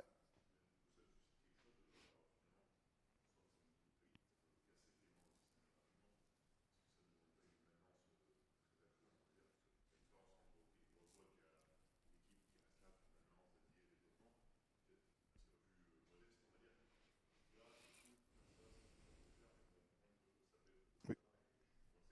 Ouais. Bonne question, c'est tout ça va très très vite. Mon client, je lui fais une V1, combien de temps elle va durer? Alors après, quand même, ces gars-là, ils sont un peu sérieux. Donc lorsqu'ils vous mettent un modèle GPT 4.1, voilà, il est là, 4 points, il ne bougera plus. L'API, elle ne bougera plus. Et si ça marche avec le LangChain4j 1.2, et ben ça marchera avec le LangChain4j 1.2. Donc il y a quand même du versionning qui fait que si vous êtes sur GPT 4.1, ça ne bougera pas. Et tant que vous ne faites pas d'upgrade, ça ne bougera pas. Par contre, il déprécie des modèles. Donc effectivement, il y aura un moment donné, et ça ne sera pas 10 ans, où on vous dira ce n'est 4 points, c'est terminé.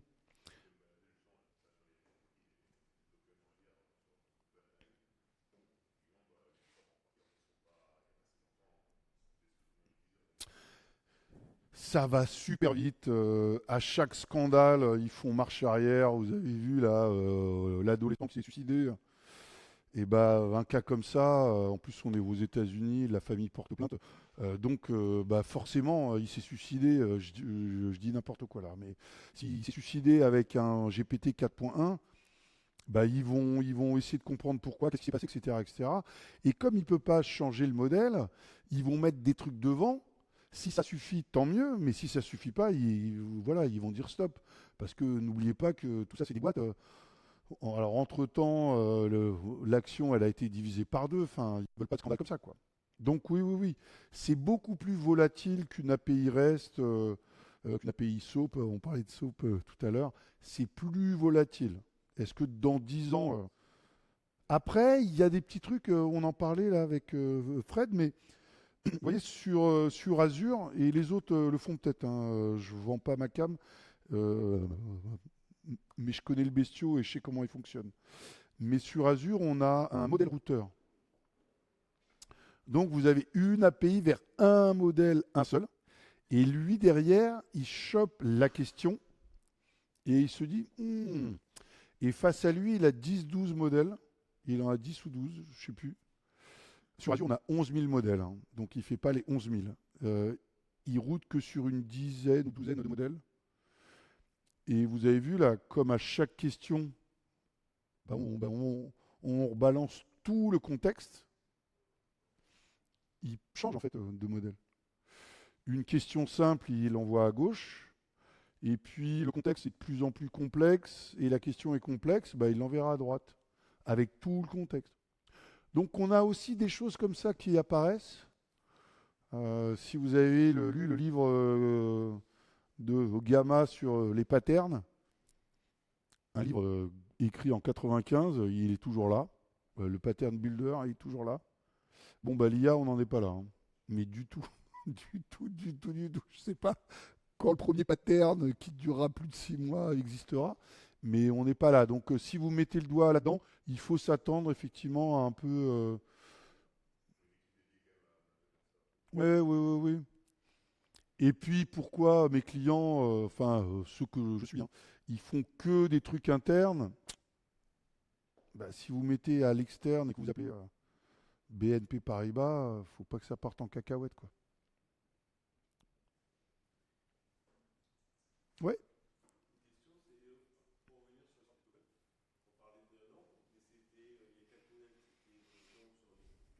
Non, là c'était oui, bonne question, c'est vrai là. Là, j'affichais uniquement le nombre de tokens envoyés à Claude. Parce que la modération, j'envoie uniquement la question. Au Lama, j'envoie uniquement la question. Et l'embedding, c'est que sur la question aussi. Enfin, question ou interaction, quoi. Non, non, là, j'affichais les modèles envoyés à Claude.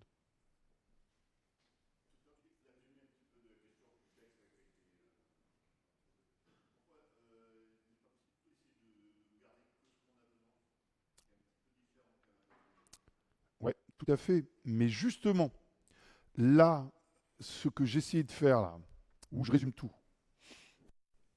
comme j'appelle un modèle qui est spécialisé en résumé, en summarization, punaise, je suis nul en français, en résumage, je lui dis ce qu'il faut qu'il fasse. C'est un modèle. Donc je lui dis, garde-moi le contexte de l'interaction liée à Vintage Store, etc., etc. Et la démo que j'essaye de faire là, je commence par I love black color. Bon, voilà, j'aime le noir. Ça n'a rien à voir avec Vintage Store. Après, je m'appelle Antonio. Ça, oui, parce que je suis un client. Et les CD, les albums et les machins. Et donc, il arrive à la fin et il résume tout en gardant le contexte et à Vintage Store. Et après, je lui dis, What is my favorite color? En fait, il va résumer, mais pas en enlevant des bouts de phrases ou des trucs. Non, non, non. On lui dit, voilà 100 000 tokens, résume cette interaction toujours autour du métier de Vintage Store. Donc il va dire, alors il aime la couleur noire, ça j'enlève. Et l'interaction, il a dit 4 fois aïe, bon, c'est bon.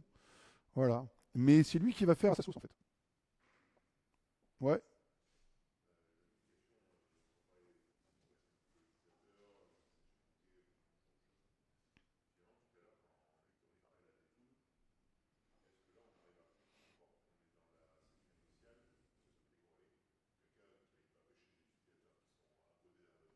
Non, alors, oui, oui, bien sûr. Alors là, j'ai même une démo que j'ai enlevée, mais euh, j'utilise aussi différentes clés Redis. Bon, je dirais la démo parce qu'elle me prenait trop de temps, mais j'ouvre Chrome et je dis je m'appelle Antonio. What's my name Antonio? Parce qu'il est là. Et j'ouvre un navigateur et je dis je m'appelle Maria. Parce que je suis portugais. Alors au Portugal, c'est Antonio ou Maria de toute façon. Et je reviens et je dis je m'appelle comment? Il me dit Maria. Donc effectivement, tu vas avoir un contexte par utilisateur. Là, ce que je fais, c'est que quand je lui dis donne-moi mes détails, j'ai l'utilisateur en session, donc je vais récupérer ma session à moi et je vais chercher en base ma session à moi. Mais s'il y a eu des bugs dans le monde informatique depuis 80 ans, des bugs liés à l'IA, il y en aura.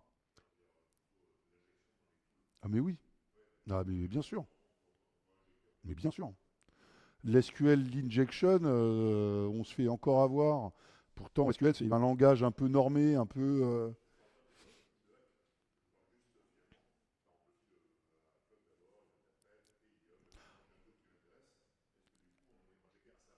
Ah oui, tu veux parler du man in the middle? Un peu où tu fais un hacking au milieu et.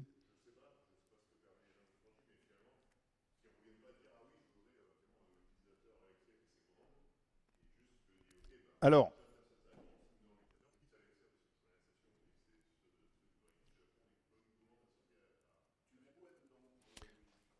alors, quand même, ici, dans les tools, il me donne le nom du tool. Et si le tool n'existe pas, Launch4j ne peut pas faire de miracle. Ensuite, il invoque que du code Java. Donc effectivement, s'il y avait un main in the middle euh, et qui me met un nom abracadabrantesque, il ne trouvera pas. Mais si le man in the middle met un nom de node tool qui existe, bah oui, ça sera très très drôle.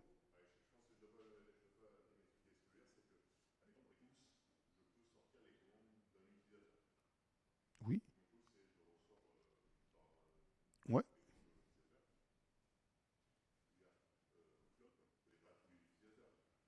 Oui, non, non, il connaît personne même. Oui.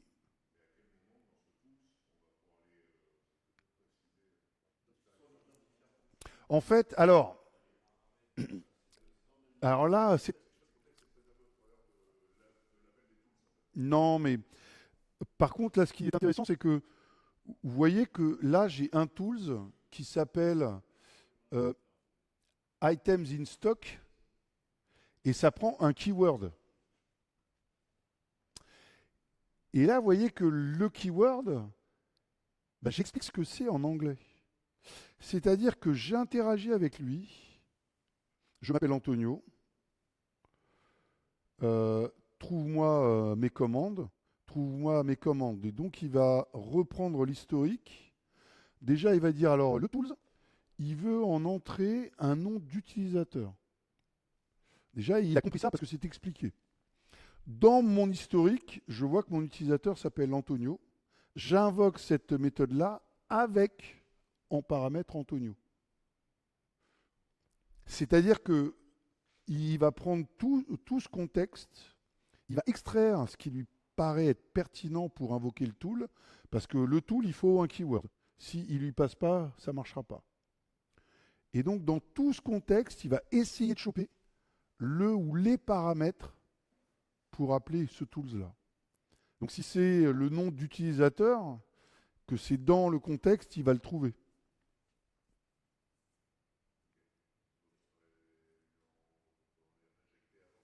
Voilà, là, ce que je fais dans mon autre tools, là, c'est que je vais en session, pour ce cas-là, attention, hein, euh, là, je vais prendre la session utilisateur. Mais je pourrais aller en base de données. Là, j'ai dit, donne-moi les albums jazz. Et donc, lui, il va récupérer jazz et invoquer le tools. Mais si il se plante, il peut appeler mon tools avec chocolatine. Ah non, non, le tool, c'est je suis une fonction X et je prends les paramètres A, A, B. Et c'est le modèle qui, dans la question et le contexte, va dire alors je pense qu'il faut que tu appelles X et je pense que A c'est ça et B c'est ça. Donc c'est un peu approximatif, hein.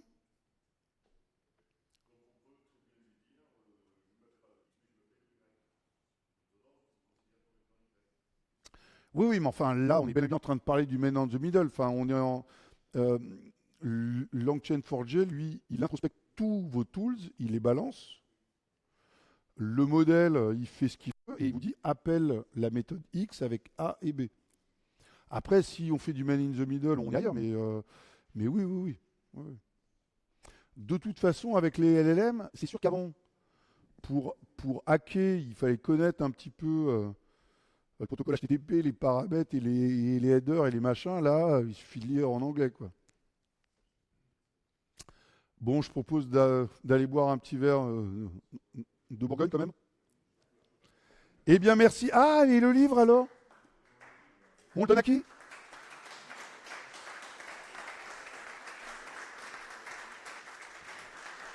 Et si vous voulez aussi des petits trucs sur Devox, le livre alors, vous faites comment vous?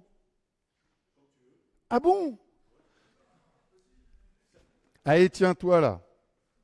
Ce sera pour toi. Vu que tu as posé ta question. Allez, Bourgogne, pain au chocolat.